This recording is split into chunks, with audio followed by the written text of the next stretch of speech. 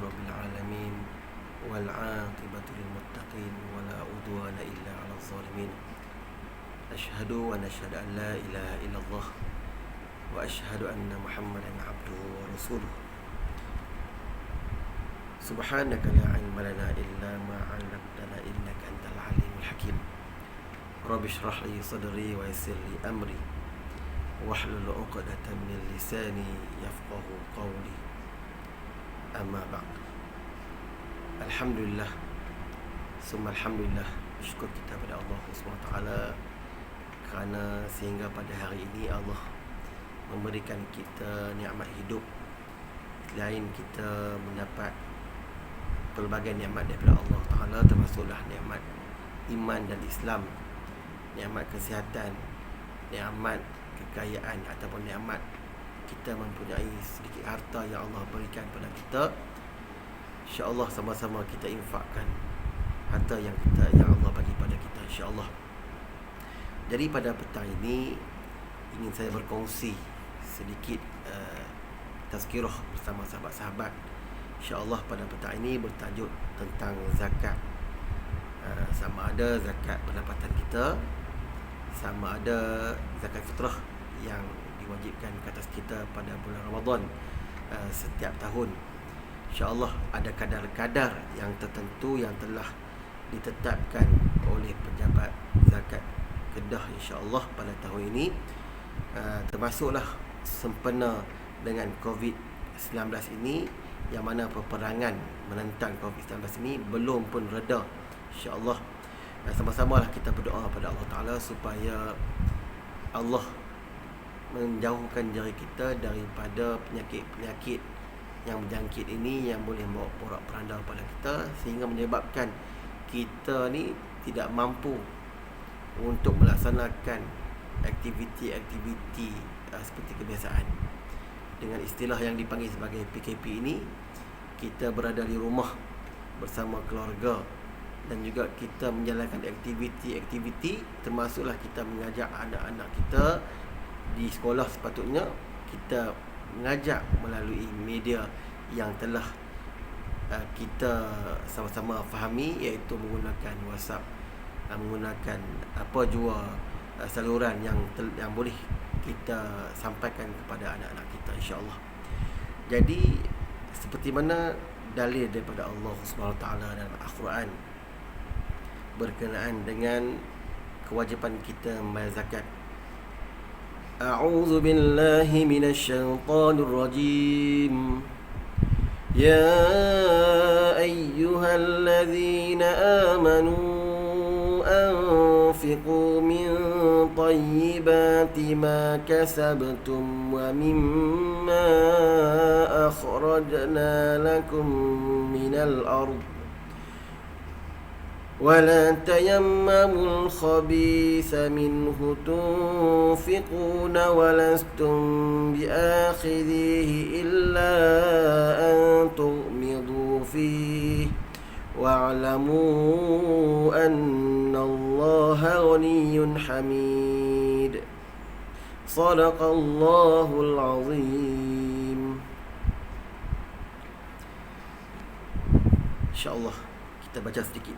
Maksudnya, wahai orang yang beriman, keluarkan zakat sebahagian daripada hasil usaha kamu yang baik-baik dan sebahagian daripada apa yang kami keluarkan dari bumi ini untuk diri kamu, insya-Allah.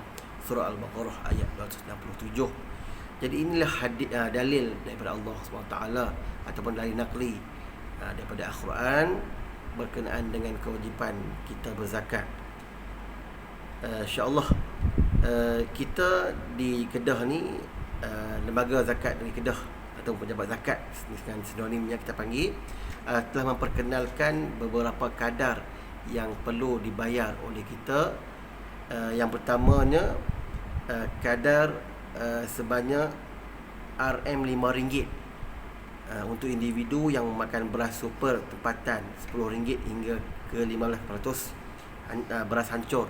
Jadi kalau diikutkan, kita ni penyawat awam yang kebanyakannya bekerja buruh dan juga pelbagai lagi lah, rasanya tak ada kot yang makan beras ni. Kebanyakan yang makan beras yang agak tinggi sikit levelnya, iaitu yang keduanya RM7, seperti kebiasaan yang kita bayar, seperti mana yang tahun lepas ataupun sebelumnya RM7 juga. Seterusnya RM14 dan yang paling tinggi iaitu RM21 untuk grade beras lebih tinggi. RM21 ni bagi individu yang ataupun keluarga yang makan beras basmati. Contoh pengiraannya, macam saya ada 6 orang di rumah, termasuk saya, isteri saya dan 4 orang anak. Setiap orang kena bayar RM7. RM7, 7 kali 6, maknanya jumlah sebanyak RM42 perlu saya keluarkan zakat fitrah pada tahun ini. Jadi tempoh untuk kita bayar zakat fitrah ni ialah daripada awal Ramadan sehinggalah sebelum kita solat Hari Raya Aidilfitri. Tahun ni tak tahulah macam mana, sama ada kita boleh ataupun tidak boleh, wallahu alam. Tapi untuk kita mengekang virus COVID-19 ini, kita perlu mengikutlah apa yang telah ditetapkan oleh kerajaan kita, sama ada daripada MKN sendiri ataupun kabinet sendiri. Kita perlu akurlah apa yang ditegaskan, insya-Allah. Jadi sama-samalah kita membayar zakat. Kita sampaikan kepada sahabat-sahabat kita, memperingati mereka supaya mereka membayar zakat fitrah ni. Itu satu. Yang keduanya, kita sebagai penjawat awam, tak kiralah sama ada penjawat awam ataupun sebarang kerja yang mana dah gaji mereka cukup nisab, cukup haul, maka terbukti mereka perlu membayar zakat, maka keluarkanlah zakat. Kita bayar zakat ni sama ada melalui kita bayar by hand kepada asnaf sendiri, tapi kita di sini ada juga kita boleh bayar melalui lembaga zakat dari Kedah itu sendiri, sama ada kita potong setiap bulan ataupun kita bayar setahun tu sekali kepada lembaga zakat. Tak kira macam mana pun janji kita bayar. Sebab apa? Zakat ni, harta yang kita keluarkan zakat ini bukanlah milik kita, tapi milik Allah SWT. Dan duit itu perlulah diedarkan kepada asnaf-asnaf yang telah digazetkan ataupun yang telah diberitahu oleh para ulama, insya-Allah. Janganlah kita rasa duit yang kita dapat ni semua milik kita. Tidak. Kalaulah kita buat macam tu, maka hilanglah keberkatan. Mungkin kita tidak sedari, kadang-kadang kita rasa duit kita ni, di mana duit aku ni? Kadang-kadang rasa macam banyak dah gaji aku, tapi masih lagi tak cukup.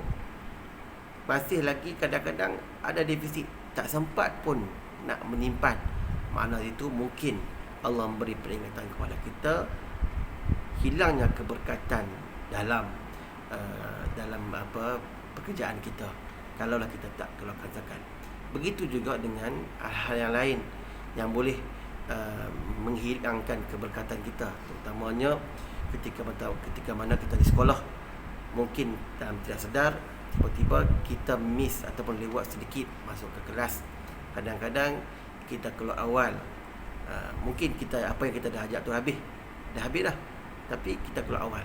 Jadi insya-Allah siapa-siapa yang dapat relief tu, maknanya kita boleh cover balik apa yang kita buat. Mudah-mudahan Allah merestui apa yang kita buat ni, insya-Allah. Jadi para sahabat yang dikasihi Allah Ta'ala, saya rasa setakat ini dululah tazkirah pendek saya atau peringatan saya kepada sahabat-sahabat, dan juga peringatan ini juga untuk dari saya sendiri, insan yang kerdil dan tak selayaknya pun untuk saya bercakap bersama sahabat-sahabat ni. Sebab apa? Ilmu tak banyak, rasa diri ni amat, orang kata, lemah dalam menyampaikan segala apa yang perlu disampaikan. Jadi insya-Allah, ma asabaka min hasanatin fa min Allah wa ma asabaka min sayyi'atin fa min nafsik. Yang baik itu daripada Allah Subhanahu Wa Taala, yang lemah itu daripada saya sendiri. Mohon maaf sekiranya terkasar bahasa, tersalah bicara. Wabillahi taufiq wal hidayah. Wassalamualaikum warahmatullahi wabarakatuh.